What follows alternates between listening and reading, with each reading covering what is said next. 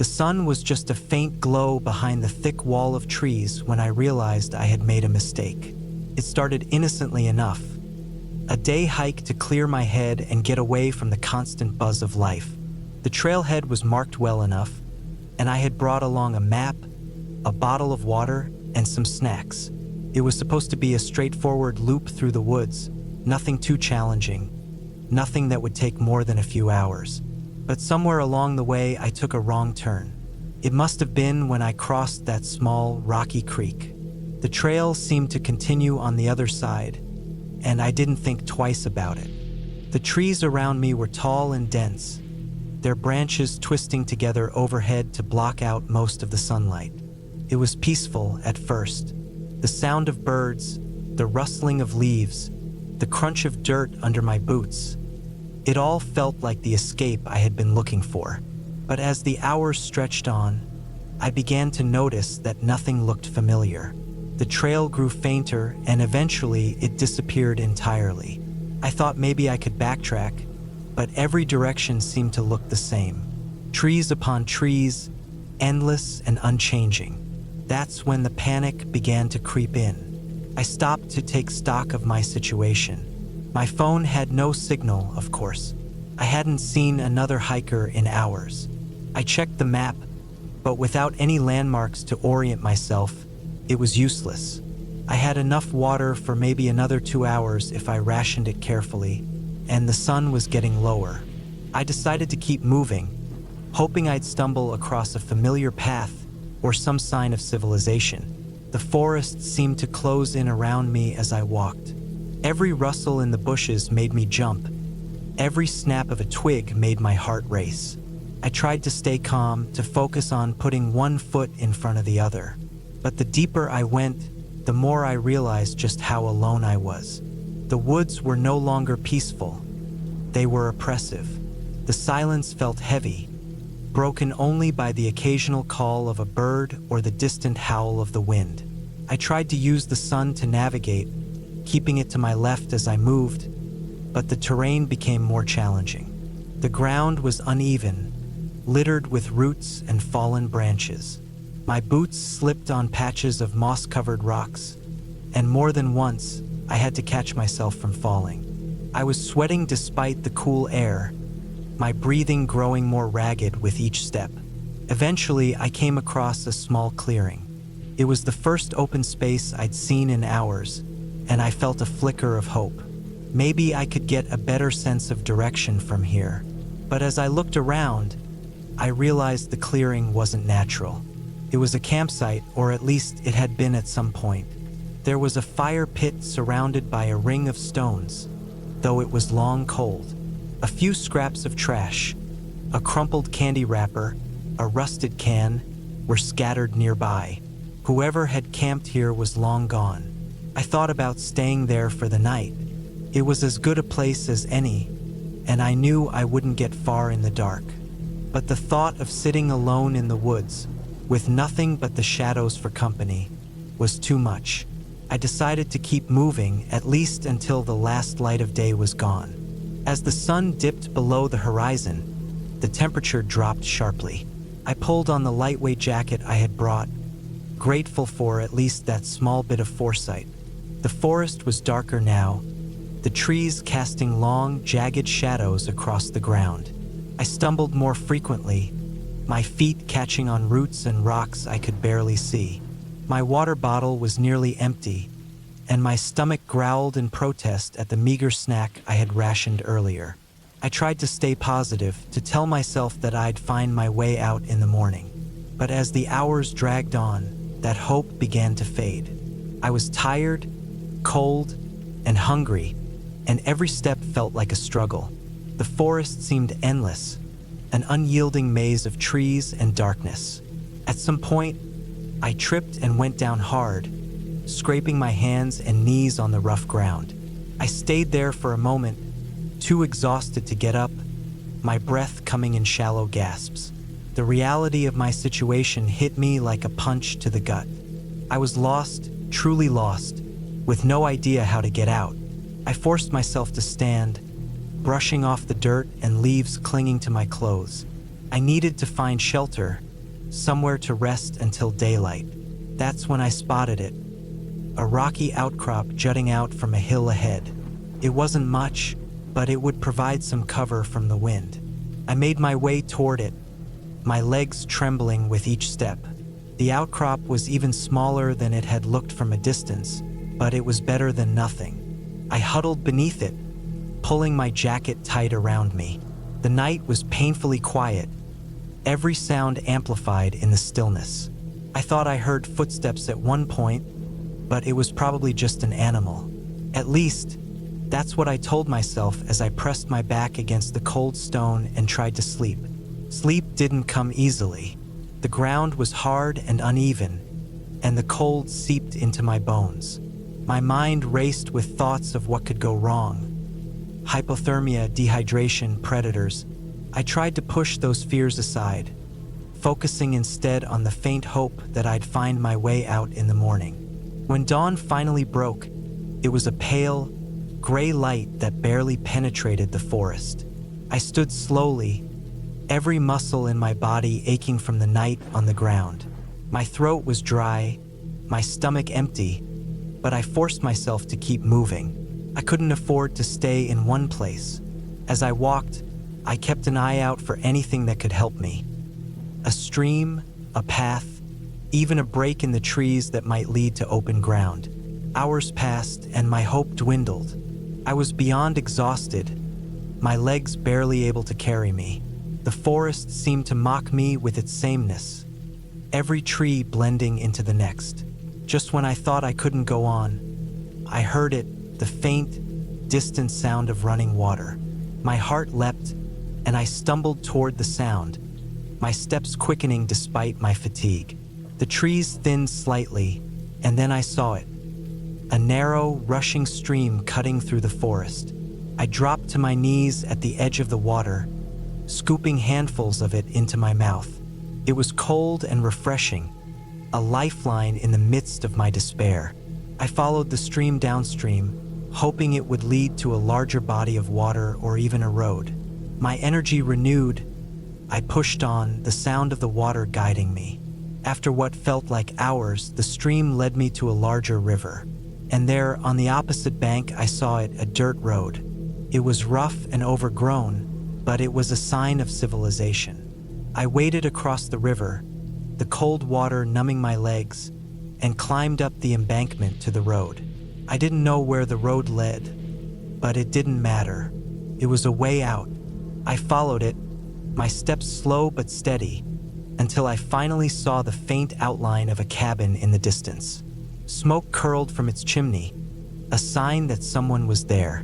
Relief washed over me, and I quickened my pace, my exhaustion forgotten. When I reached the cabin, I knocked weakly on the door. A man answered, his expression shifting from surprise to concern as he took in my disheveled appearance. He brought me inside, gave me water and food, and called for help. Sitting there in the warmth of the cabin, I felt a wave of gratitude. I had made it out. Took hours for a rescue team to arrive, but by then, I didn't care. I was safe. The forest had tried to swallow me whole, but I had survived. As I sat in the back of the rescue truck, watching the trees recede into the distance, I vowed never to underestimate the wilderness again.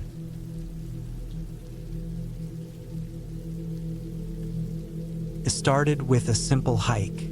I had planned everything, the route, the supplies, the timing. It was supposed to be a 2-day trip through the dense forests in the northern part of Vermont, not far from where I grew up. The trail was marked as moderate, and with years of hiking under my belt, I felt confident. But confidence can be deceptive. The first day was uneventful. The forest was alive with the rustling of leaves and distant bird calls. The scent of pine and damp earth filled the air. The trail was well marked, with bright blazes painted on tree trunks every few hundred feet. I set up camp near a small creek, pitched my tent, and cooked a simple meal on my portable stove. As the sun dipped below the horizon, the woods darkened quickly. I crawled into my sleeping bag, listening to the distant hoot of an owl, and drifted off. The next morning, I woke early. The sun filtered through the canopy, casting golden beams on the forest floor. I packed up and resumed my hike, aiming to reach a ridge with a reputedly stunning view by midday. The trail became steeper but remained manageable. I stopped occasionally to take in the surroundings and sip from my water bottle. Everything seemed perfect. Around mid-afternoon, things took a turn. I missed a trail marker. I realized it a few minutes later when the path became narrower and overgrown. Backtracking seemed simple enough, but after 10 minutes of walking, I couldn't find the last marker. I'd been distracted by the scenery and must have veered off the trail. Panic didn't set in immediately. I had a map, a compass, and enough experience to navigate. I decided to keep moving, convinced I'd find the trail again soon. The forest grew denser as I continued. The underbrush thickened, and the trees seemed to close in around me. The sunlight, once warm and inviting, now struggled to pierce the canopy. I checked my map and compass repeatedly, but nothing aligned with the landmarks. Every direction felt the same, endless trees and uneven ground. By late afternoon, frustration began to creep in. I hadn't seen any familiar landmarks, and my attempts to retrace my steps only seemed to lead me further astray. I tried marking trees with my knife, carving small notches to avoid walking in circles. But the deeper I went, the more the woods played tricks on my mind. Every tree began to look the same, every sound felt magnified. When the sun started to set, I decided to stop and set up camp. Wandering in the dark was a recipe for disaster. I found a relatively flat patch of ground and pitched my tent. My supplies were limited, but I still had enough food and water for another day. I ate quickly, trying to calm my nerves. The sounds of the forest grew louder in the dark. Crickets, rustling leaves, and the occasional snap of a twig filled the air. I tried to sleep, but the unease kept me awake for hours. The next morning, I woke up feeling disoriented. My legs ached from the previous day's hike, and my throat was dry. I rationed my water, taking small sips. My goal was clear: find higher ground and reorient myself. Climbing uphill would give me a better view and perhaps a glimpse of the trail or a clearing. But the terrain was unforgiving. Loose rocks and tangled roots made every step a challenge. I slipped multiple times, scraping my hands and knees. Hours passed. The sun, hidden behind clouds, offered little sense of direction. My map felt useless without recognizable landmarks, and the compass needle seemed to mock me, spinning in a direction that felt meaningless amidst the endless trees. Hunger gnawed at me, but I resisted eating too much. I needed to conserve energy. By late afternoon, fatigue set in. My legs felt like lead, and every step was a struggle. I found a small stream and refilled my water bottle, using a portable filter to make it safe to drink. The cold water was a brief comfort. I followed the stream for a while, hoping it would lead to a larger body of water or, better yet, civilization. But the stream twisted and turned unpredictably, and the dense underbrush made progress slow. As the day wore on, desperation began to creep in. I shouted occasionally, hoping someone might hear me, but my voice was swallowed by the forest. I tried not to think about the stories I'd heard, hikers who'd wandered off trails and were never seen again. Those thoughts were unhelpful, but they lingered at the edge of my mind. That night, I didn't bother setting up my tent. Exhaustion won out, and I collapsed on a patch of mossy ground. The forest felt alive around me, every sound amplified by the darkness. Sleep came in fitful bursts, interrupted by dreams of endless trees and unseen watchers. The third day was worse. My food supply was nearly gone, and my body felt weak. The forest seemed to stretch endlessly in every direction. I stumbled through the underbrush, tripping over roots and snagging my clothes on branches. My hands were scratched, my legs covered in bruises. I'd never felt so alone. Around midday, I spotted something that gave me a glimmer of hope, a faint trail of smoke rising in the distance. It was barely visible through the trees, but it was there. Adrenaline surged through me as I pushed toward it, ignoring the pain and exhaustion. The smoke seemed to grow closer, but the forest didn't make it easy. Every step was a battle against the terrain. When I finally reached the source, my heart sank.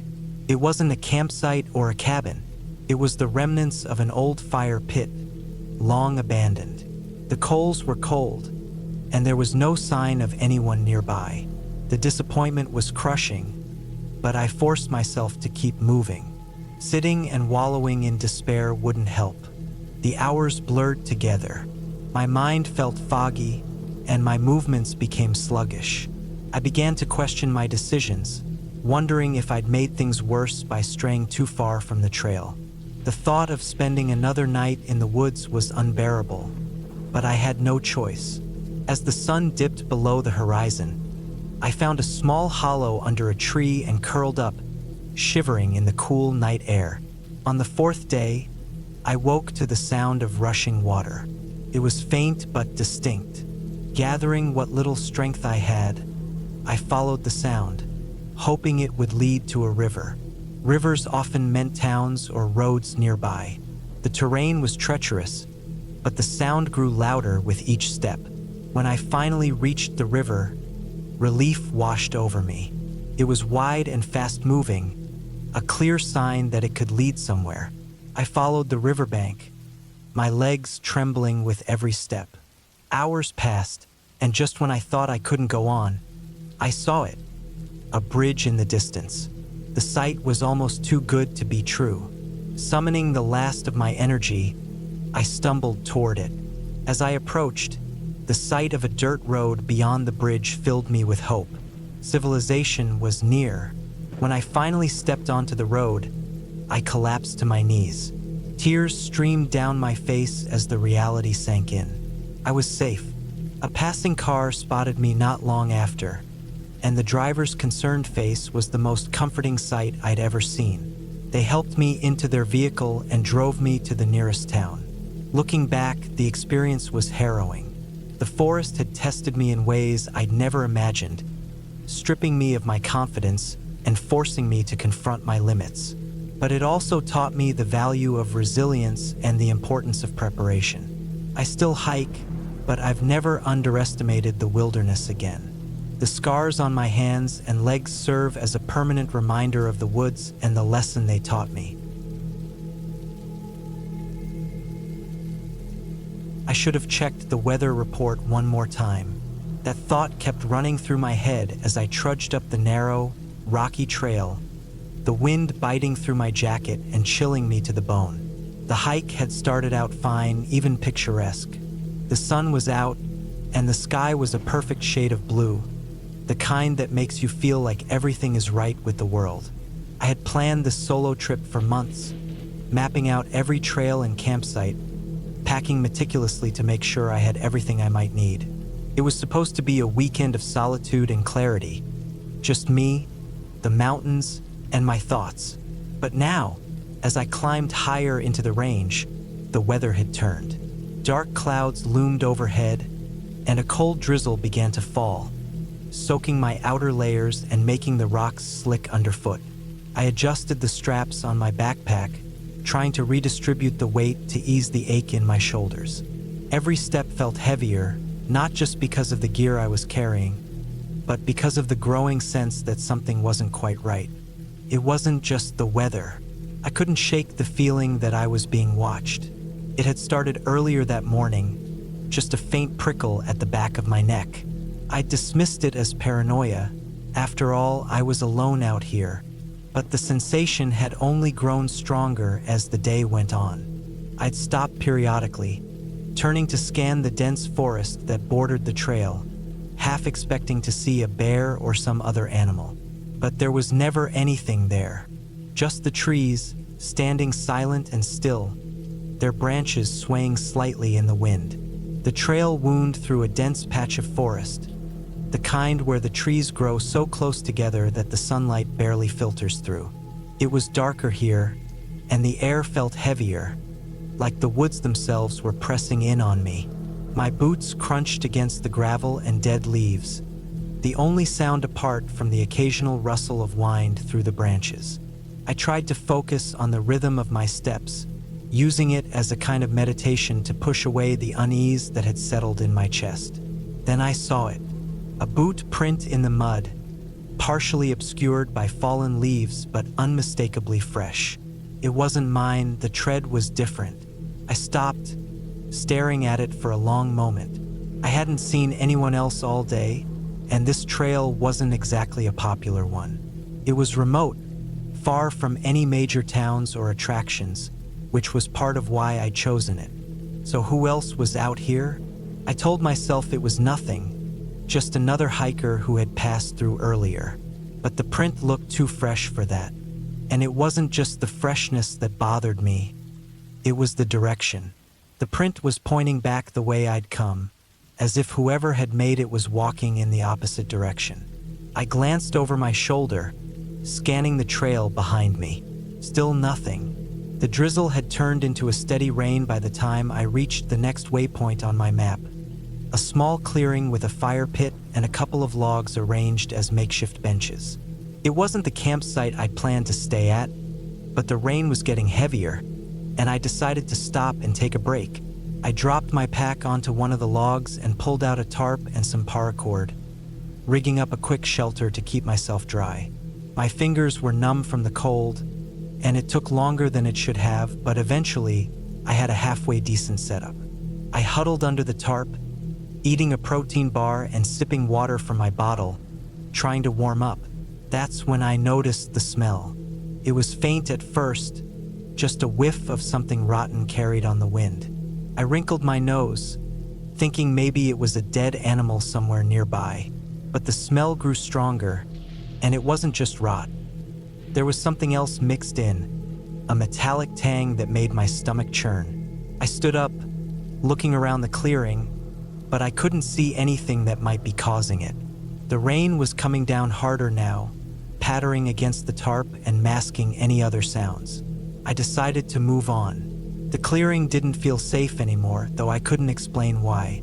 I packed up quickly, my hands fumbling with the wet gear, and shouldered my pack.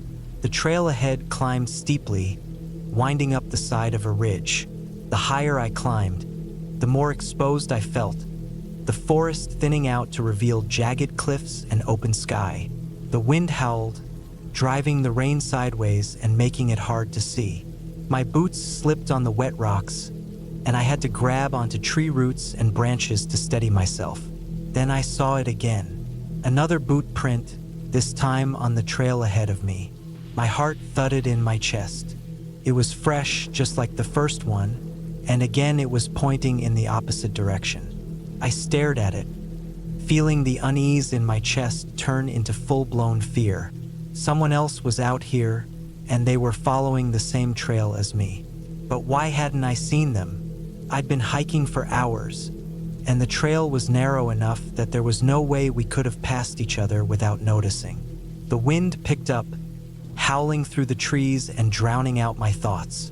I tried to push the fear aside, telling myself it was just a coincidence, that the other hiker had taken a side trail or turned back for some reason. But the feeling of being watched was stronger than ever.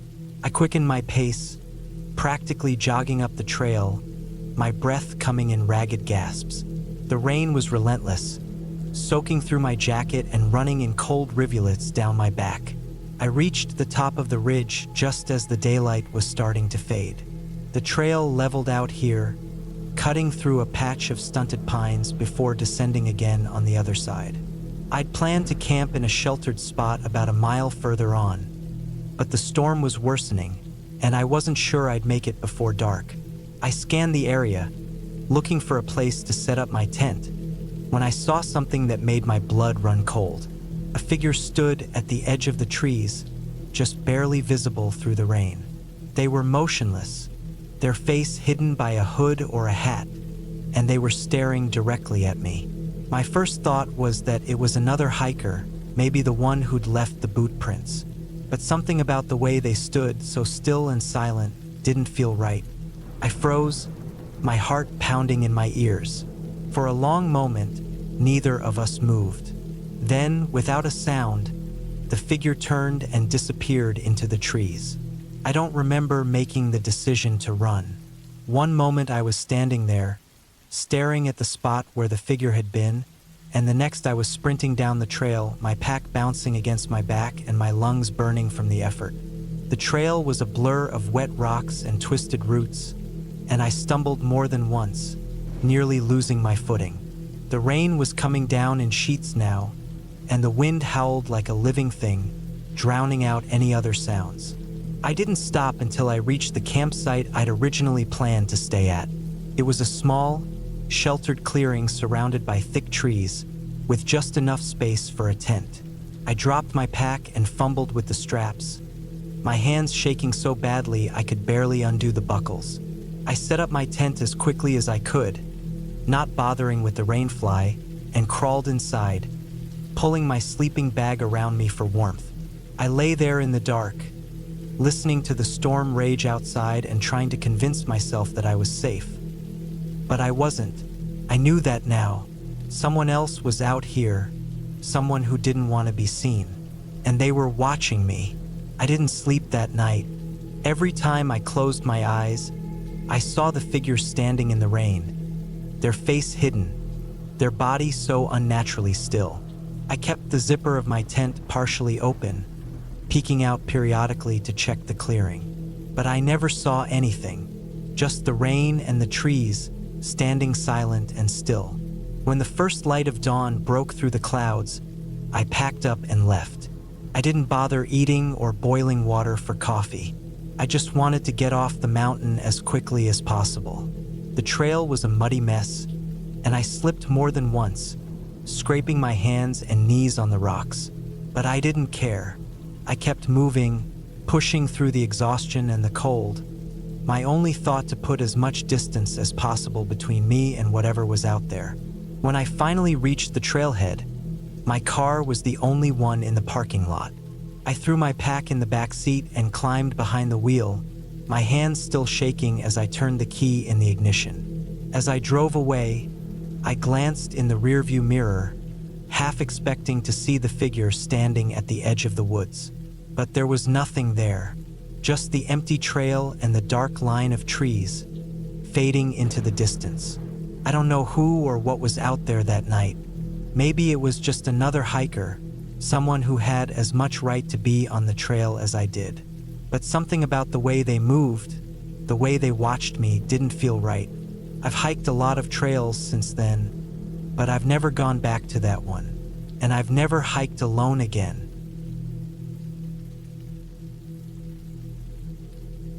I decided to hike alone that weekend, a decision I later came to regret. The plan was simple: drive out to a remote trail in the mountains, spend the day trekking, camp overnight, and head back in the morning. I'd always enjoyed the solitude of the outdoors, where the only sounds were the rustle of the wind through the trees and the crunch of my boots on the dirt path. Felt like freedom. The trail I chose was less popular, tucked away in a part of the national park that didn't see many visitors. That was part of the appeal. I wanted quiet and I wanted space to think. The drive took me 3 hours from home, winding through narrow roads that grew more desolate the farther I went. By the time I reached the trailhead, I hadn't seen another car for over 30 minutes. I parked my car, strapped on my backpack, and took a long look at the map nailed to the small information board. The trail looped around a mountain ridge, descending into a valley before climbing back up again. It was about 12 miles altogether. I figured I'd cover 6 or 7 miles before setting up camp for the night. I checked my phone, no signal as expected, and then set off, the late morning sun warm on my back. The first few hours were uneventful. The trail was narrow but well-marked, winding through thick forest. Pine needles blanketed the ground, muffling my footsteps, and the air was cool and crisp. Every so often, I'd catch glimpses of the valley below through breaks in the trees. It was beautiful, serene, exactly what I'd hoped for. Around mid-afternoon, I reached a fork in the trail. The map had shown the split, with one path leading down into the valley and the other continuing along the ridge. I opted for the valley route, eager to explore the lower terrain. The descent was steeper than I'd anticipated, and I had to slow my pace to avoid slipping on the loose dirt and rocks. The trees grew denser as I descended, their branches weaving into a canopy that filtered the sunlight into dappled patches on the ground. About an hour later, I noticed the first sign that something was off. It was subtle at first, a faint unease that I couldn't quite pinpoint. The forest was quiet, too quiet. No birdsong, no rustling leaves, just the sound of my breathing and the occasional crunch of twigs underfoot. I told myself it was nothing. Maybe the wildlife had moved on, or maybe I was just imagining things. But then I started noticing other details.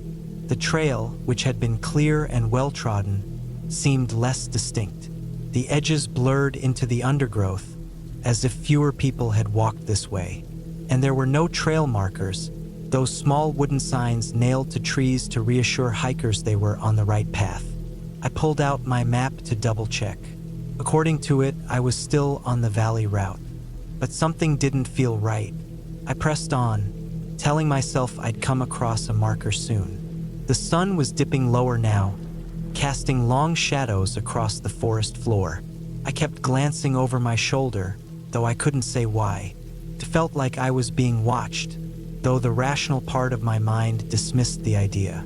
I was alone out here. I had to be. About half an hour later, I stumbled upon something that made my unease spike. It was a clearing, small and circular, with the ground covered in a layer of dry, brittle grass. At the center stood a stone structure, waist-high and roughly circular, like an old well. But it wasn't a well. It had no opening, just a flat top covered in moss and lichen. The stones were weathered, their edges smoothed by time, and they didn't look like they belonged here. They were too deliberate, too out of place in the middle of the forest. I walked around the structure, inspecting it from every angle. There were no markings, no carvings, nothing to suggest what it was or who had built it. I took a few photos with my phone, though I wasn't sure why. Maybe I thought I'd look it up later, find some explanation. But standing there in that silent clearing, I felt exposed, vulnerable. The hairs on the back of my neck stood on end. I decided to keep moving. The light was fading, and I needed to find a spot to set up camp. I pushed back into the forest, picking up the trail again and following it as it wound deeper into the valley. But the sense of unease lingered. Every so often, I'd glance back and catch a flicker of movement out of the corner of my eye, though when I turned fully, there was nothing there, just trees and shadows. By the time I found a suitable campsite, the sun had dipped below the horizon, and the forest was bathed in twilight. I cleared a patch of ground, pitched my tent, and started a small fire. The warmth and light helped ease my nerves, but only a little. As I ate my dinner, a packet of dehydrated chili, I kept my head on a swivel, scanning the darkness beyond the firelight. The forest felt alive in a way that unsettled me, like it was holding its breath, waiting. That night, I didn't sleep well. Every little sound, a snap of a twig, the rustle of leaves, jolted me awake. At one point, I thought I heard footsteps, slow and deliberate, circling my tent. I held my breath, straining to listen, but the sound faded, and I convinced myself it was just an animal. A deer, maybe, or a raccoon. Still, I kept my knife within reach just in case. When dawn finally broke, I was relieved. I packed up quickly, eager to put distance between myself and the valley.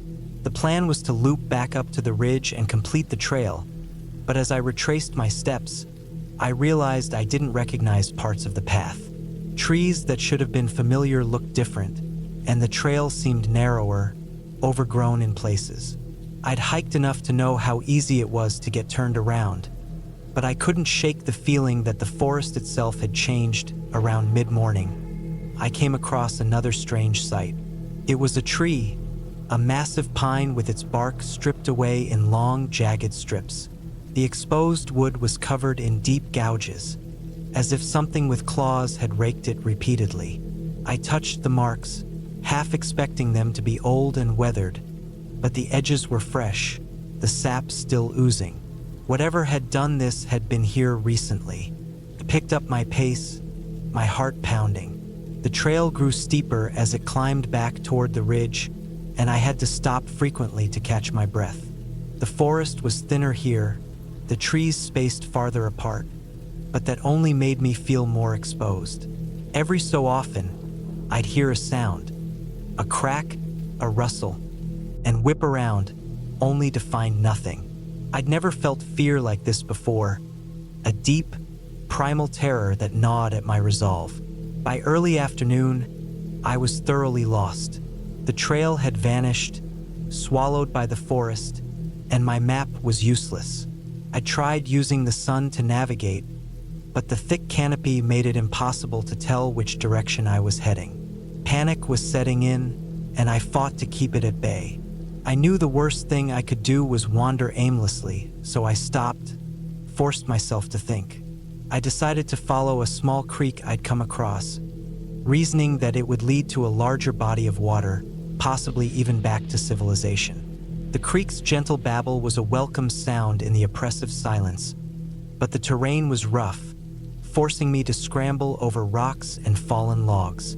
My legs ached, my feet throbbed, and the straps of my backpack dug into my shoulders. As the hours passed, the creek led me into another valley, narrower and darker than the first. The trees here were ancient, their gnarled branches twisting toward the sky like skeletal fingers. The ground was littered with fallen leaves and branches, and the air was heavy with the scent of damp earth. I kept moving, though every instinct screamed at me to turn back. Then I saw it, a cabin, barely visible through the trees. It was small and dilapidated, its wooden walls gray with age and its roof sagging in the middle. My first thought was relief, shelter, maybe even help, but as I approached, I noticed the details.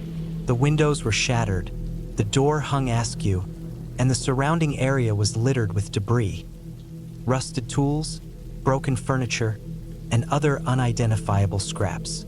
It looked like it had been abandoned for decades. I hesitated, torn between the need for shelter and the gnawing unease that had followed me all day. In the end, exhaustion won out. I stepped inside, careful to avoid the broken glass and loose floorboards. The interior was just as dilapidated as the outside, with a rotting wooden table and a crumbling stone fireplace. But it was dry, and for the first time all day, I felt a sliver of safety. I set up my gear in a corner, laying out my sleeping bag and starting a small fire in the fireplace. The warmth was comforting, and I tried to convince myself that the worst was over. But as night fell, the unease returned. Shadows danced on the walls, and the wind whistled through the broken windows, creating an eerie symphony. And then I heard it, a noise outside, faint but distinct, a low, guttural growl, followed by the crunch of footsteps on the forest floor. My blood ran cold. I grabbed my knife and pressed my back against the wall, straining to hear.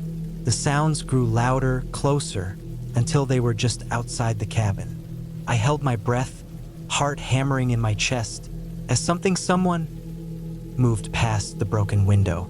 A shadow, tall and hulking, passed through the firelight for a split second before vanishing into the darkness. I didn't sleep that night. I sat there, knife in hand, staring at the doorway until the first light of dawn.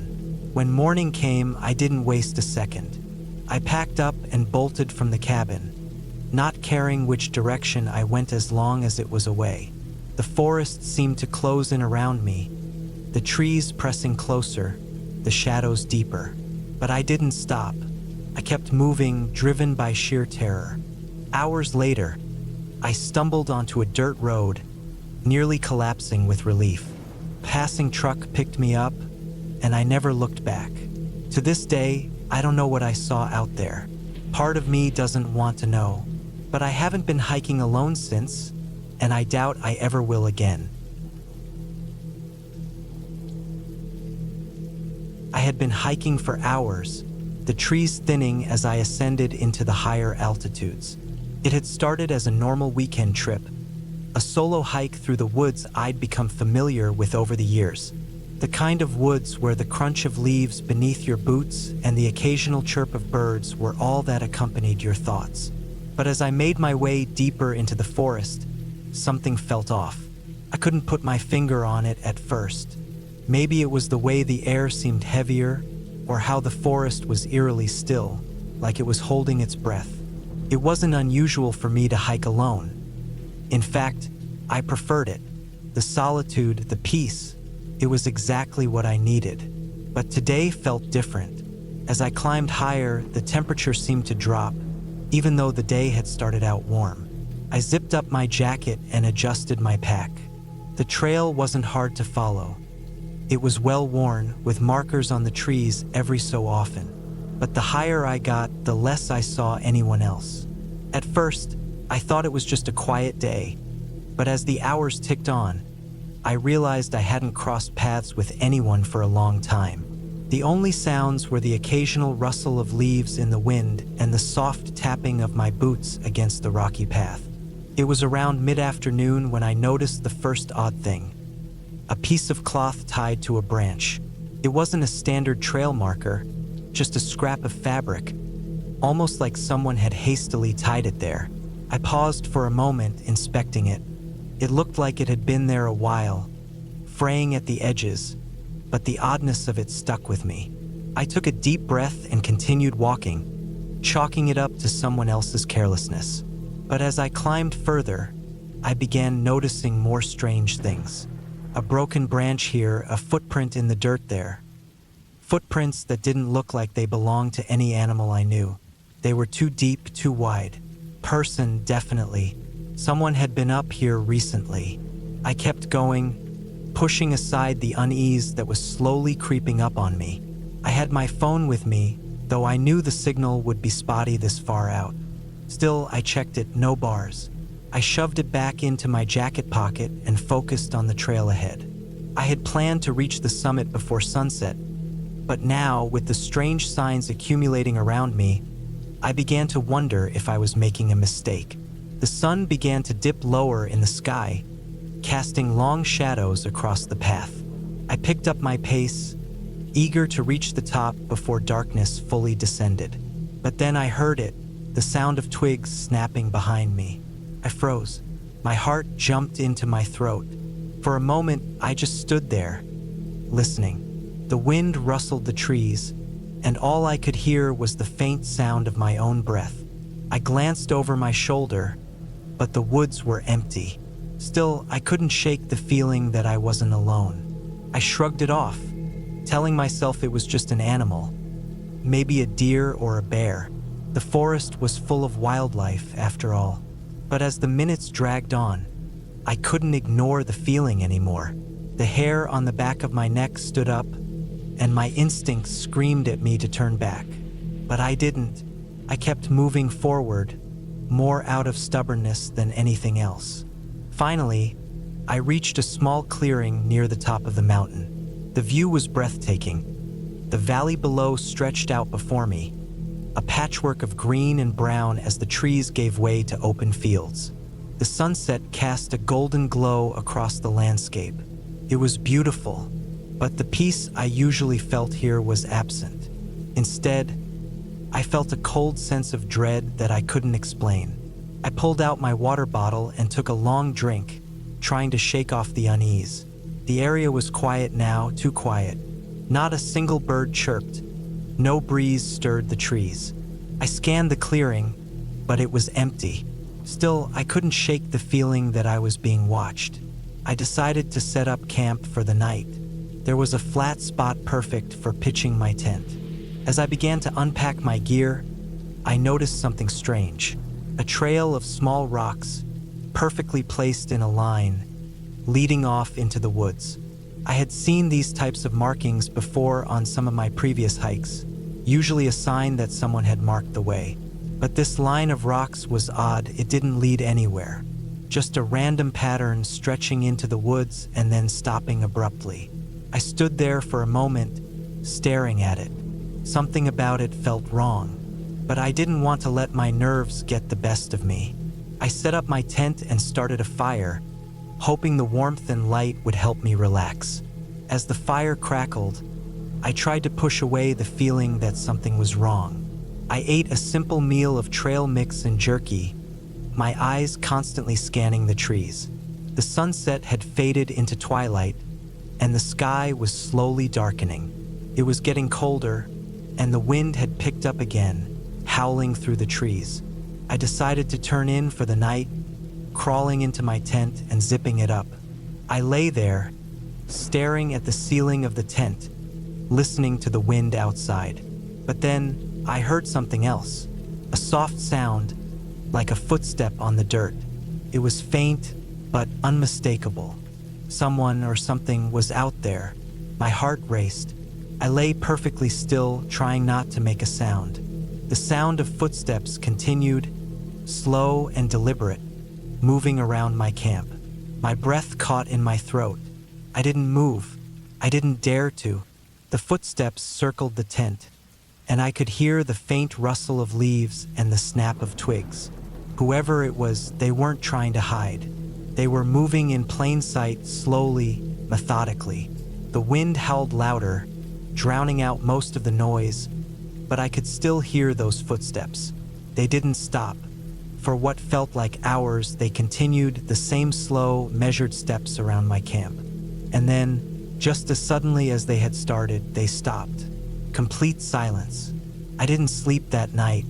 Every creak of the tent, every shift of the wind made my heart jump.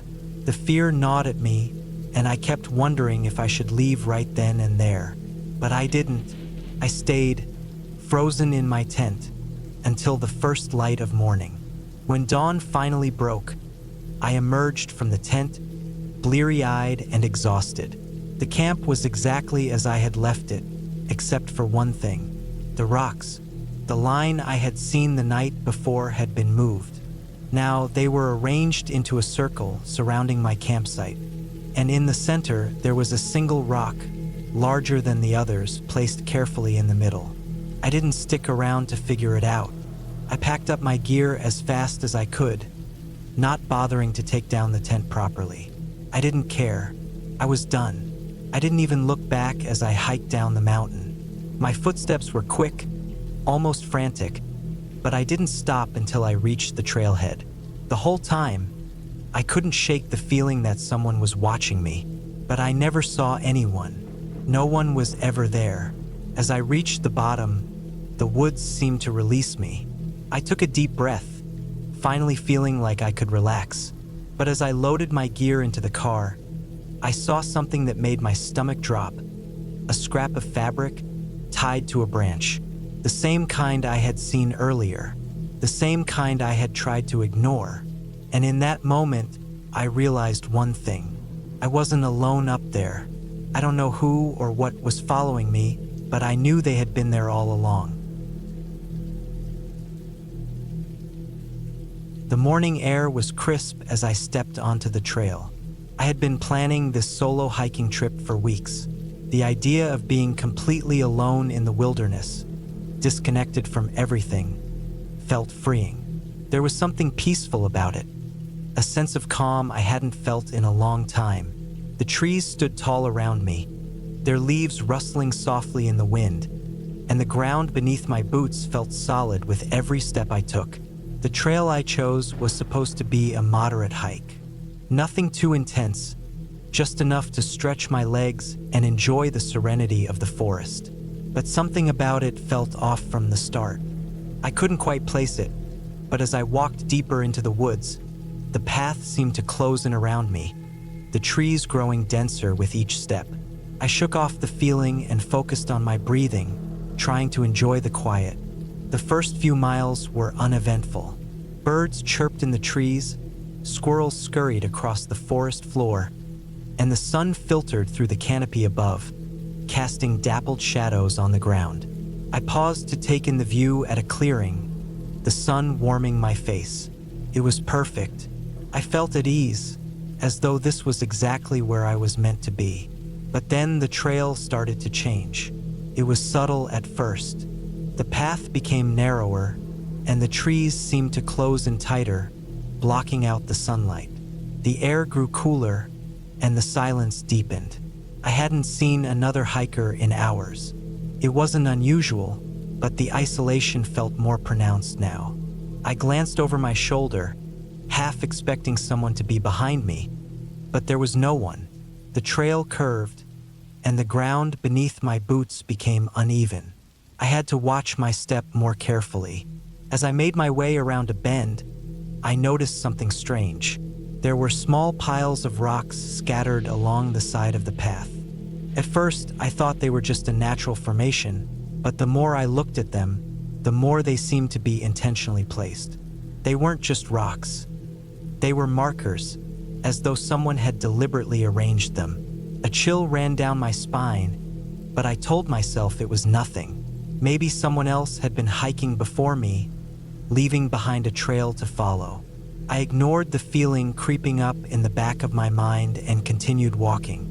As the day wore on, the trail began to take on a darker, more foreboding tone.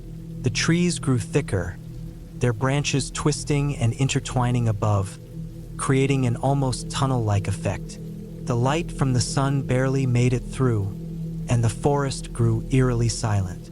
The birds had stopped singing, and the occasional rustle of leaves felt like it was coming from far too close.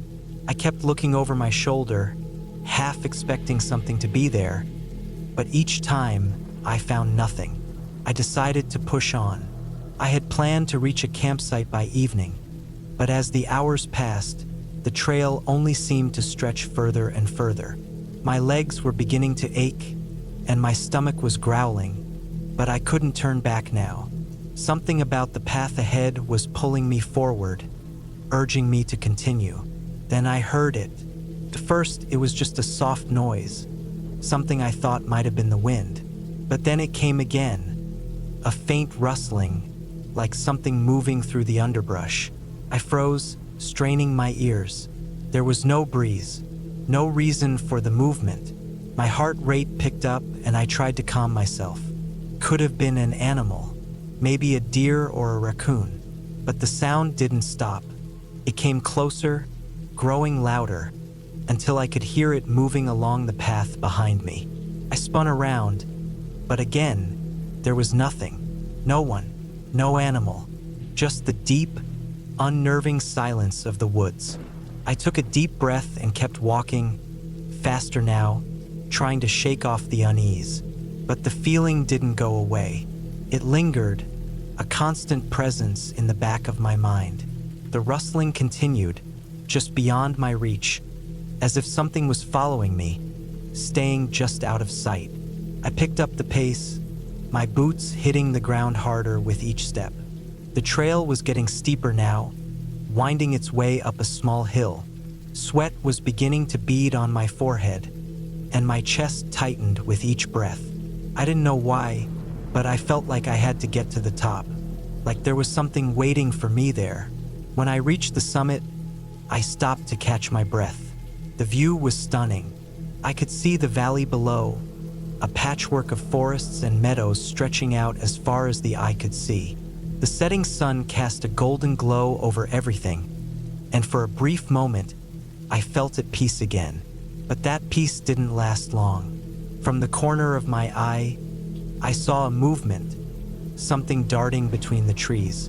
I whipped my head around, but all I saw was the forest, nothing more. My heart pounded in my chest, and the hairs on the back of my neck stood on end. I wasn't alone. I backed away from the edge of the hill, my eyes scanning the trees for any sign of movement. There was nothing, but I couldn't shake the feeling that something was watching me, something just beyond the shadows. I needed to find the campsite, and I needed to do it fast. I turned and retraced my steps, hoping to get back to the main trail. But the woods seemed to shift, and what had been a clear path before now felt like a maze. The trees were closing in, and the ground seemed to be sinking beneath my feet. Every step I took seemed to lead me further away from where I needed to be. The rustling behind me started again, louder this time, and I quickened my pace. My legs were burning, but I didn't stop. Couldn't. I felt like I was being hunted, like something was gaining on me with every step I took. Finally, after what felt like an eternity, I saw it, a flicker of light through the trees. I wasn't sure if it was real or just my mind playing tricks on me, but I pushed forward, desperate to reach it. As I drew closer, the light grew brighter, and I saw a small clearing ahead. There, in the middle of the clearing, was the campsite. A fire pit surrounded by a few logs, an old, faded tarp set up as shelter. I rushed forward, my heart racing, and collapsed next to the fire pit. I looked around, but there was no sign of the thing following me. No rustling. No movement. I took a moment to catch my breath, my hands trembling as I reached for my backpack. My mind was racing, trying to make sense of everything that had happened. But I couldn't. The forest had changed, become something else entirely. It wasn't the peaceful, quiet place I had entered earlier. It had become something darker. I stayed at the campsite that night, keeping the fire burning until the sun came up. When morning finally arrived, the woods were calm again, and I packed up my things. I never saw whatever had been following me, but I knew one thing for sure. I wasn't going back to that trail again. Some places aren't meant to be explored, and this was one of them. As I walked back to the trailhead, I couldn't shake the feeling that something was still out there, watching me from the trees. But at least now, I knew I was far enough away to be safe. For the first time in a long while, I was glad to be heading home. I was alone on the trail, something I usually preferred. There's a certain peace in solitude, especially when you're deep in the woods, where everything seems to be in its natural state. There's no traffic noise, no people talking, just the sounds of birds, leaves rustling, and the occasional snap of a branch underfoot. This hike was supposed to be just another day out in the wild. I'd done plenty of these before, exploring different trails, taking in the beauty of nature, clearing my head. But today, things felt different. It was a little colder than usual, the air heavier, and the sky had that dull, overcast look to it. It wasn't anything alarming, just a shift in the mood of the environment. I shrugged it off as one of those days. The trail I was following was one I'd hiked many times before, though this time I was going a little further than usual, venturing past the familiar markers where I'd always turned back. The trailhead started off like most others, with a rough path, dense trees surrounding me, their trunks wide and ancient, like silent sentinels watching over the woods. The ground was soft from recent rain, and every step left a print behind me. The dampness in the air had a cool bite to it, but not enough to make me uncomfortable. I zipped up my jacket and carried on. The first couple of miles went by without much thought, just the rhythmic sound of my boots on the wet earth. I had packed light water, a few snacks, a map, and my phone. Even though I wasn't planning on using it, I always felt better knowing it was in my pocket, just in case. After a while, the trail began to incline. The trees thinned out, and the path became rockier, more uneven. I could feel the burn in my calves and the quickened pace of my breath as I continued upwards. The sky above was now mostly hidden behind the canopy of branches, and the dim light made everything feel more muted, like I was entering another world. The quiet was intense here, the kind of quiet where you feel like you're the only living thing for miles. That's when it started. The feeling. At first, it was just a subtle sensation, something in the back of my mind that didn't quite sit right. A kind of prickle on my neck, a fleeting moment of unease. But it passed quickly, and I focused on putting one foot in front of the other. The incline was steeper now, and I had to watch my footing more carefully. Then I heard something. It was distant at first, so faint that I thought it was the wind or maybe just the echo of my own movements. But no, it wasn't the wind. I stopped and strained my ears. It was a sound, a thud. Came from the left, somewhere behind a cluster of rocks. My first thought was that it was a deer or some other animal. Animals often make noise like that, and the thought of it being something benign like that made me feel a little better. I continued on, trying to push the noise to the back of my mind. But then it came again, a little louder this time. A soft thud followed by a rustling sound, like something was moving through the underbrush. It wasn't a squirrel or a bird. Those sounds were different. This was heavier, more deliberate. I froze for a second, listening, my heart rate picking up. I looked around, but the dense woods only offered shadows and movement in the wind. I told myself it was just an animal, maybe a bear or something bigger. They were known to roam in this area, though it was unusual to see one so high up on the trail. Still, I wasn't too worried. I decided to keep moving, hoping to shake off the unease that had settled in my stomach. The path twisted around a large boulder, and as I rounded the corner, I saw something that made my heart skip a beat. It wasn't a bear. It wasn't an animal at all. A large rock had fallen onto the trail, blocking it completely. It was a perfect obstruction, something that wasn't there when I passed through earlier. It was too big to have been moved easily, yet it was as if it had just appeared, rolling down from the ridge above.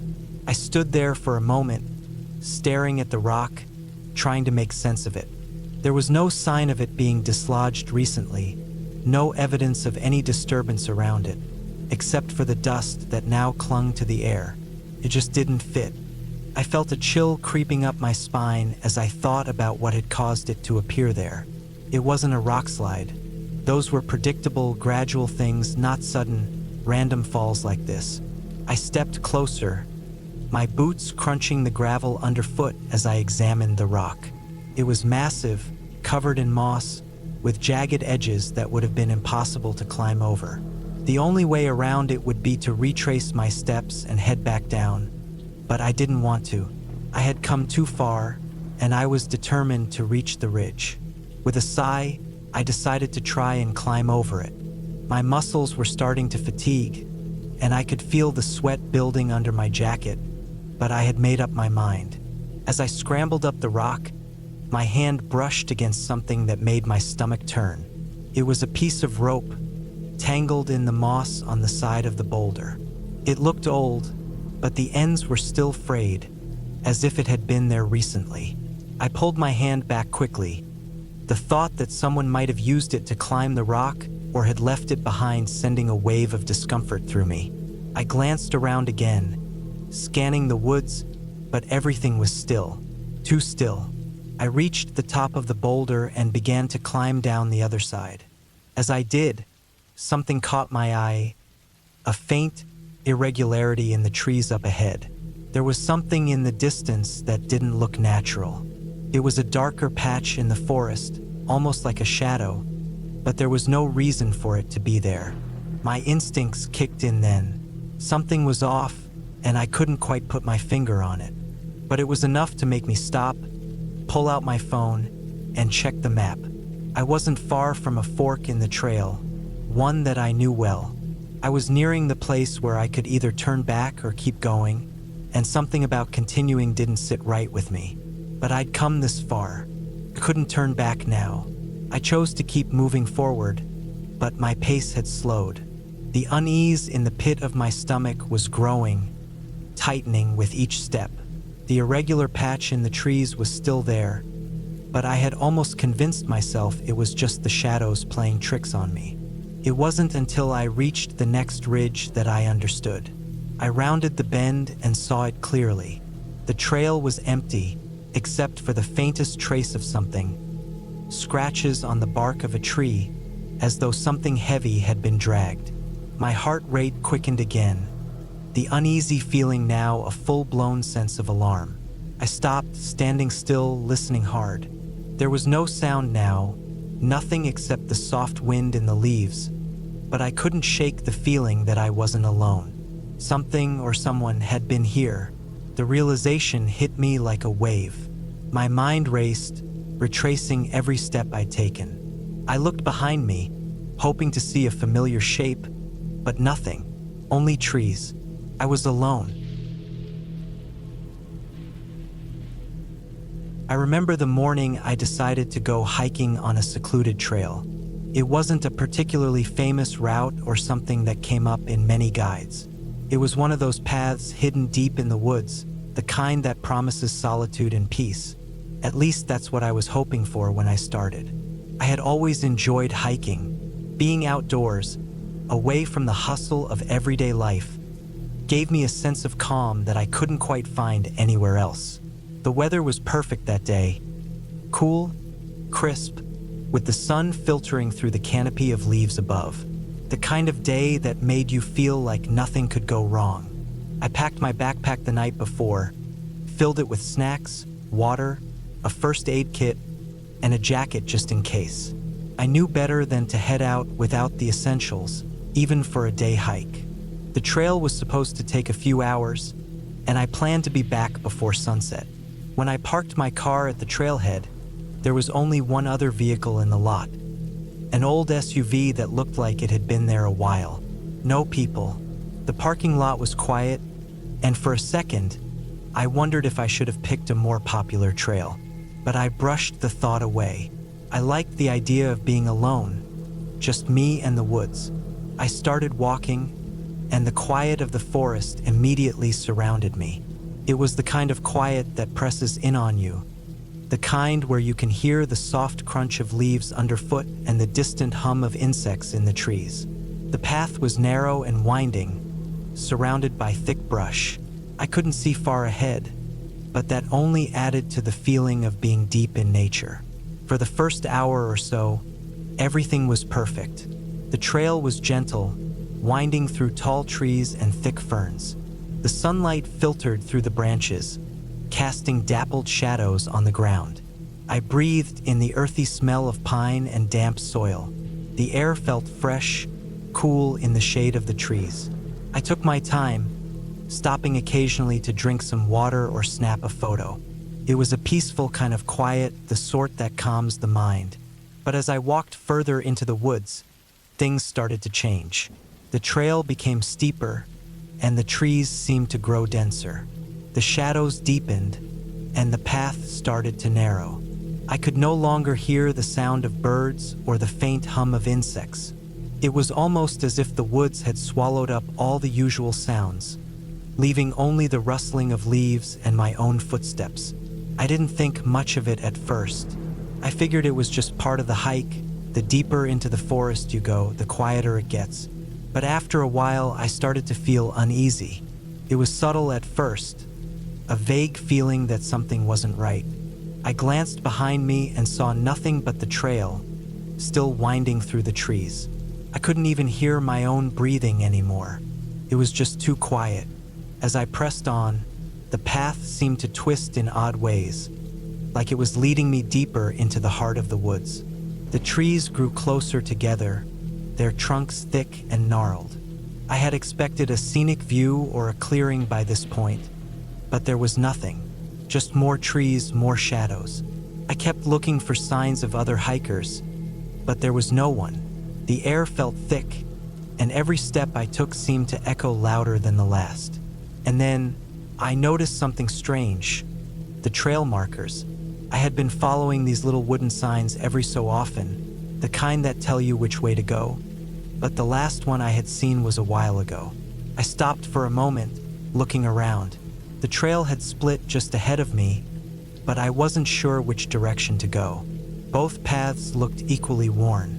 I decided to take the left path, thinking I had passed that way earlier in my hike. The deeper I went, the stranger it felt. There were no more sounds of wildlife, no rustling leaves from animals, no bird songs, just an oppressive silence. I tried to shake the feeling off, telling myself that it was just my imagination. It was a long trail after all, and it's easy to start feeling isolated when you're alone in the woods. But the farther I went, the more I couldn't ignore the uneasy feeling in my chest. At some point, I stopped to take a break. I pulled out my water and took a long drink, trying to calm my nerves. I sat on a rock for a moment, staring at the path ahead. Something about the way the trees leaned over the trail, their twisted branches reaching out like hands, made my skin crawl. It was like the forest itself was closing in on me, pressing in tighter with every step. I shook my head, trying to clear the thoughts. I was just being paranoid, I told myself.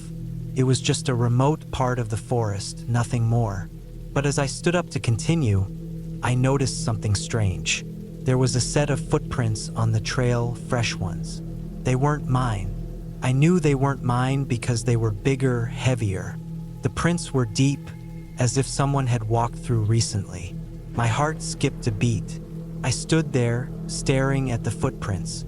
I thought about turning back, retracing my steps, but something told me that wasn't the best idea.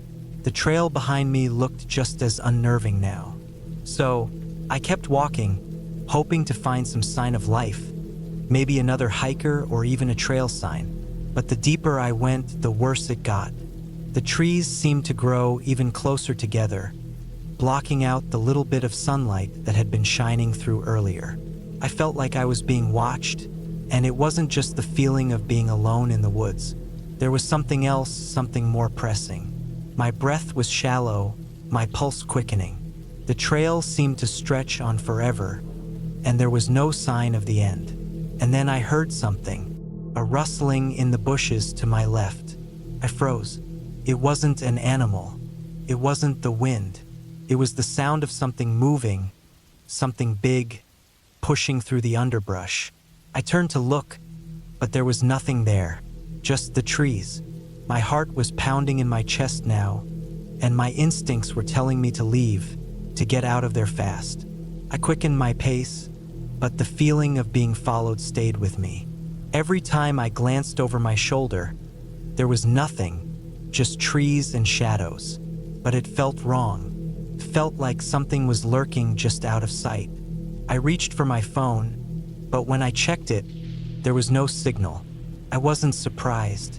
I had known there wouldn't be reception out here, but that didn't help the sense of isolation that was growing stronger. I pressed on, moving faster now, almost running at points, my legs burning from the exertion. The trail seemed to stretch endlessly ahead, and I couldn't shake the feeling that something was following me. The rustling in the bushes started again, louder this time. I turned sharply, my heart in my throat, but once again, there was nothing. Finally, I saw something up ahead, clearing. It was a small one, just a few trees, but it was a break in the thick woods. I didn't care. I ran toward it, desperate for a moment of open space, something that felt less suffocating. I emerged into the clearing, and for a moment, I stood there, gasping for breath, my heart racing. The air here was clearer, the trees fewer. I could see the sky above me again. But even in the clearing, I didn't feel safe. The feeling of being followed hadn't left me. It was still there, hanging in the air. I stood in the center of the clearing, trying to gather myself. I knew I needed to make a decision. I couldn't stay here, and I couldn't keep going forward. I glanced around the clearing one more time, then saw it. A trail marker. A small wooden post, half hidden by the tall grass. I hadn't seen it earlier, and I had passed it without realizing. I walked toward it, scanning the ground for more signs. There was a faded arrow carved into the wood, pointing in the opposite direction. It led back toward the trail I had originally taken. Relief flooded through me. This was the way out. I took a deep breath and turned back, following the marker. The path felt different now, less oppressive. It was still quiet, but it was no longer suffocating. The trees seemed to part just a little, and I could hear the distant sound of wind rustling the leaves.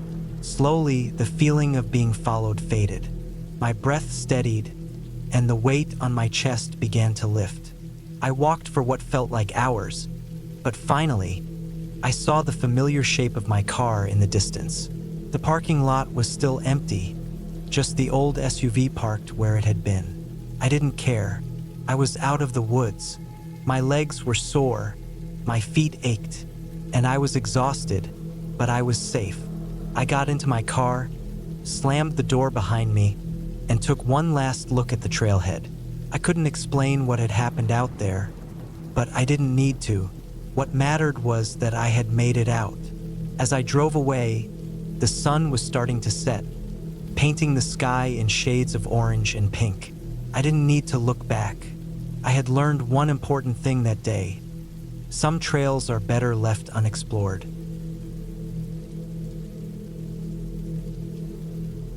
I had always been someone who needed to escape into the wild, to get away from the noise of the world. The idea of hiking alone in the mountains always felt like the perfect way to clear my mind. I'd done it countless times before, but this time something felt different. It wasn't just the usual thrill of adventure, the expectation of solitude or the beauty of nature. It was something else, something nagging at the back of my mind. I woke up early, packed my bag with the essentials: water, snacks, first aid kit, a map of the trail, and of course, a flashlight. I made sure my boots were tightly laced up and double-checked the straps of my backpack to ensure everything was secure. My plan was simple: take the trail up, enjoy the peace, and head back down by nightfall. The air was cool, fresh with a crispness that signaled the start of autumn. I parked my car at the trailhead just as the sun began to rise, casting long shadows through the trees. The trail stretched before me, wide and inviting, winding up into the thick forest. I could hear the gentle rustling of leaves and the soft chirping of birds in the distance. I was used to the sounds of the woods, but something about today felt off. The air seemed heavier, as if the forest was holding its breath. I shrugged it off, telling myself it was just nerves. The first few miles were easy, a steady climb through the woods, the path well-marked and clear. My pace was slow but steady, my feet crunching against the loose gravel beneath the dirt trail. The sun crept higher, dappling the path with patches of warm light, and I breathed in deeply, savoring the tranquility. It was exactly what I needed. As I moved further up, I noticed fewer and fewer signs of other hikers. It was a popular trail, but by now I hadn't passed a single person. I didn't think much of it at first. Maybe they had taken a different path, or perhaps they had started their hikes earlier. Still, there was a strange emptiness to the forest now, a quiet that went beyond the usual stillness of nature. The path began to narrow as I moved deeper into the mountains. The trees around me thickened, their branches intertwining above, blocking out most of the sun. Shadows deepened, and the air grew cooler. I felt a shiver run down my spine, but I tried to dismiss it. I was alone in the woods, that was the point, right? To be alone with my thoughts, away from the noise and distractions of everyday life. I pushed on, my footsteps growing louder in the silence. I glanced down at my watch. It had been about 2 hours since I started. I was beginning to feel the weight of my pack, but I didn't want to turn back yet. The view from the top was said to be spectacular, and I was determined to see it for myself. I pressed forward. Around a bend, the trail suddenly grew steeper. I could see the first hints of the rocky outcrop that marked the last stretch of the hike. The trees thinned, and the ground beneath my feet became uneven. It was a difficult climb, but nothing I couldn't handle. I took it slow, placing each foot carefully as I ascended. The higher I climbed, the more unsettled I felt. There was a strange quiet in the air, an oppressive stillness that made my skin crawl. It wasn't just the lack of other hikers, it was something more. The sound of the wind, the chirping birds, the rustling leaves. It all seemed muffled, like I was in a vacuum. I paused for a moment to catch my breath, taking in the view. The valley below stretched out, a patchwork of greens and browns, the distant peaks just barely visible through the haze. It was beautiful, but something about the scene didn't feel right. I felt like I was being watched, but when I glanced around, there was nothing but trees and rocks. I shook my head, pushing the thought aside. It was just my imagination running wild. I'd been alone in the woods plenty of times before, and I'd never had this feeling. But as I continued to climb, I couldn't shake the growing sense of unease. Then I saw it. Just off the trail, barely visible through the trees, was something that didn't belong. A campfire. It was small, the smoke rising lazily into the air, but it was the wrong place for a campfire. There was no campsite nearby, no clearing, no sign of anyone. I stopped dead in my tracks, my heart pounding in my chest. Was someone else hiking this trail? Or had someone set up camp here without permission? Curiosity got the better of me. I cautiously made my way off the trail, moving toward the fire. The crackling sound of the flames seemed unnaturally loud in the silence, and with each step I took, the feeling of being watched grew stronger. I couldn't help but glance over my shoulder every few moments, but there was no one there, just the trees. The fire was small, contained within a ring of rocks. The ground around it was untouched, not a single footprint marking the earth. I squatted down, my hand brushing the edge of the fire pit. The stones were cold, and the fire was nothing more than a few embers, barely smoldering. It hadn't been used for hours, maybe even longer. The hairs on the back of my neck stood up as I looked around again. The unease I'd been feeling earlier now turning into full-blown anxiety. I stood up quickly, my instincts screaming at me to leave. But before I could turn back, I noticed something strange on the ground. A small, weathered backpack, half hidden behind a boulder. It was an old one, the fabric faded and frayed, with a few items scattered around it. My stomach twisted as I looked at the backpack. Something about it felt wrong. It was too out of place. I walked closer, my footsteps hesitant, my mind racing. I crouched down, carefully lifting the backpack. It was heavy, filled with something. I opened it, my fingers trembling. Inside were a few things that made my heart stop. A flashlight, a map that had been torn and crumpled, and a small notebook, its pages filled with frantic scribbles. I quickly put the backpack down, my mind racing. Someone had been here recently. Someone had left in a hurry, or maybe they'd never intended to come back. But where were they now? Why had they left all this behind? Suddenly, the wind picked up, rustling through the trees, and I heard a distant sound, like footsteps. I froze, my heart pounding in my chest. The forest was eerily quiet, and the noise seemed out of place. I stood there for a few moments, straining to hear more, but all I could hear was the wind. I looked around, my instincts screaming at me to leave. I turned on my heel and rushed back to the trail, my pace quickening as I tried to push away the mounting dread. My breath came in short, sharp gasps as I climbed higher, the uneasy feeling growing stronger with each step. The last stretch to the summit was grueling, but I finally made it. The view was stunning, just as promised. I could see the whole valley laid out before me, the sunlight breaking through the clouds in rays that bathed the mountains in a golden glow. But I didn't feel awe or peace. I felt nothing but relief. Relief that I had made it, and that I had put some distance between myself and whatever was lurking down the mountain. I sat on a rock at the top, taking in the view, but my mind kept returning to the campfire and the abandoned backpack. I knew I couldn't ignore what had happened. There was something wrong, something I couldn't explain. But for now, the only thing I could do was stay on the summit, breathe deeply, and wait until I had enough courage to head back down. As the sun began to set, I gathered my things, ready to make my way back. The way down was less challenging than the climb up, but it was still nerve-wracking. The same feeling of being watched crept up on me again, and I couldn't shake the sense that someone was following me. I kept glancing over my shoulder, but there was no one there, just the trees. just the silence. When I finally reached the trailhead again, I felt a deep sense of relief. The car was just where I had left it, parked in the same spot. I tossed my backpack in the trunk, got in, and slammed the door shut. The moment I started the engine, the weight in my chest lifted. I drove home, my mind still reeling. I couldn't explain what had happened up there, but I knew one thing for sure. Whatever had been in the forest that day wasn't something I wanted to meet again.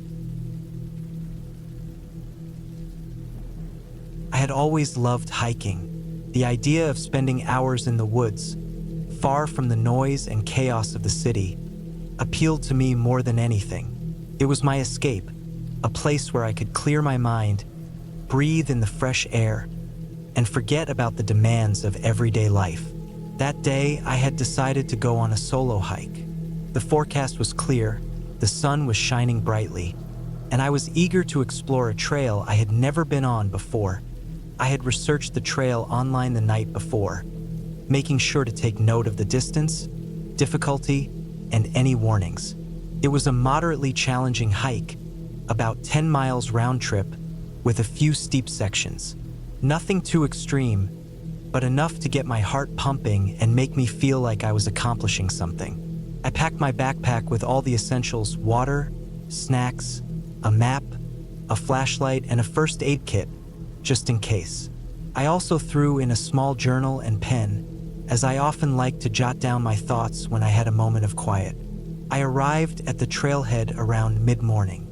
The parking lot was nearly empty, which was a good sign. I didn't want to be surrounded by crowds. I was looking for peace and solitude. The trail was lined with tall trees, their branches swaying gently in the breeze. The air smelled fresh and earthy, the kind of scent that makes you feel alive. I took a deep breath, adjusted the straps of my backpack, and began walking. The first few miles were easy. The trail was well maintained, with soft dirt underfoot and the occasional rock or root to step over. Birds chirped overhead, and I could hear the rustling of small animals in the underbrush.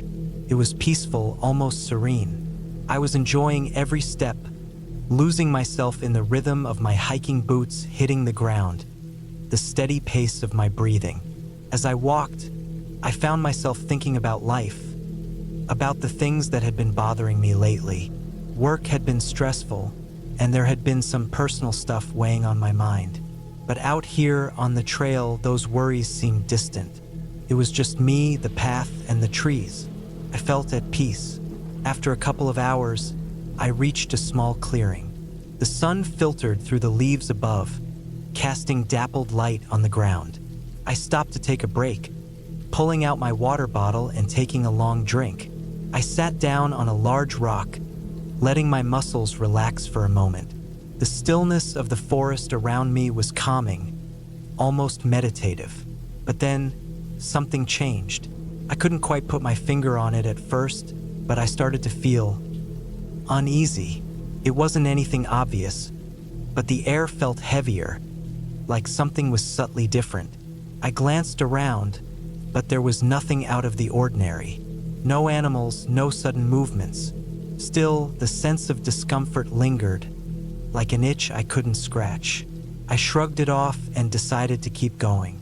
The trail ahead seemed to dip into a narrow, more wooded section, and I figured that it would be a nice challenge. The deeper I went into the forest, the quieter it became. The sounds of birds and rustling leaves faded, and soon, all I could hear was the crunch of my boots on the dirt and the occasional creak of a tree. The path became steeper, and I had to use my hands to steady myself on some of the more uneven sections. Sweat began to form on my brow as I pushed forward. My legs were burning a little, but it wasn't unbearable. I reminded myself that this was what I had signed up for, a real adventure. After another hour of steady climbing, I reached a ridge.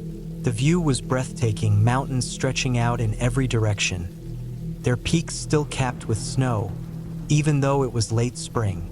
I took a few moments to appreciate the beauty of it all, snapping a couple of photos to share later. That was when I noticed something strange. There was a rustling noise behind me, just at the edge of the trees. At first, I thought it might be a deer or some other animal, but it sounded too deliberate. I turned slowly, scanning the trees. My heart rate picked up slightly, but there was nothing there. I tried to dismiss the feeling that had crept into my chest. It was probably just the wind or a bird moving through the brush. I had been hiking for hours without incident, and there was no reason to start being paranoid now. Still, I couldn't shake the feeling that I wasn't alone out here. I took a deep breath, collected myself, and started to move again, pushing through the feeling of unease. The trail curved along the ridge, and the trees thinned out, giving way to an open expanse of wildflowers and tall grasses. The sun was higher in the sky now, and the warmth was a welcome contrast to the cool breeze. But as I walked, I started to hear footsteps. Not the gentle crunch of my own boots, but the unmistakable sound of someone or something walking behind me. It was faint but clear. I froze for a moment, my heart pounding in my chest. I quickly glanced over my shoulder, but there was no one there, just the empty trail stretching behind me. I stood still for a few more seconds, listening. The footsteps stopped as soon as I did. My mind raced. Could it be another hiker? I hadn't seen anyone on the trail since the beginning, but maybe someone else had taken a different path and was catching up. It didn't make sense for anyone to be so quiet, but I tried to convince myself that it was just another hiker. I started walking again, faster this time, hoping to put some distance between myself and whatever was behind me. The footsteps resumed at the same pace as before. I quickened my stride, and they did the same. Panic began to rise in my chest. My breath was shallow now, and my thoughts were spinning. There was no one else here. I was alone on this trail. The only sounds were mine and the footsteps behind me. Couldn't be an animal, not at this pace. Could it be someone else following me for some unknown reason? My mind raced with possibilities, none of them comforting. I broke into a jog, my feet pounding against the dirt as I moved faster, desperate to outrun whatever was behind me. The footsteps kept up with me, never gaining but never falling behind either. The distance between me and the sound seemed to shrink, and the panic in my chest grew stronger. Finally, I rounded a corner in the trail and stumbled upon a small cabin. It was old, with weathered wood and a sagging roof, and at first I thought I was imagining it. There shouldn't have been any buildings in this part of the forest. I was too far out, too deep in the wilderness. The cabin had to be an illusion, something my stressed mind had conjured up in a moment of panic. But no, it was real. I could see the faint outline of a chimney, a small porch, and a window with dark curtains. The door was cracked open slightly, as if waiting for me. I rushed toward it without thinking, my heart hammering in my chest. The footsteps were right behind me now, too close for comfort. I grabbed the door and swung it open, darting inside the cabin. The room was dim, lit only by a few rays of sunlight filtering through the cracks in the walls. There was a fireplace, a dusty old chair, and a table covered in leaves and dirt. It looked abandoned, forgotten by time. I slammed the door shut behind me, pressing my back against it. I listened, straining my ears, but the footsteps had stopped. There was no more sound, just the pounding of my heart in my ears. I sat down on the floor, breathing heavily, trying to collect myself. What had just happened? Who was out there? What had been following me? After several minutes, I worked up the courage to peek out the window. There was no sign of anyone. The forest outside looked just as it had before, silent, peaceful, and empty. But the feeling of unease still clung to me, like a shadow I couldn't shake. I didn't stay much longer in the cabin. I knew I had to keep moving. Whatever had been following me, whatever strange feeling had gripped me, was still out there. But the forest didn't feel as safe as it had earlier. It was no longer a place of peace. It was a place of uncertainty, of danger lurking just beyond my sight. I left the cabin and I didn't look back. The rest of the hike was a blur of movement, of trying to get back to where I had started. My mind raced, and my body moved on autopilot, following the path I had memorized. I didn't stop again until I reached the parking lot. When I finally made it back to my car, I was exhausted and shaken, but I was safe. I didn't know who or what had been following me, but the one thing I was certain of was that I would never hike that trail again. Some places are better left unexplored. As I drove away, I glanced in my rearview mirror, half expecting to see someone standing at the trailhead, watching me. But there was nothing, just the empty road stretching behind me. And that was how it ended. No explanations, no answers. Just a lingering sense of discomfort that would stay with me for a long time. But at least I was safe.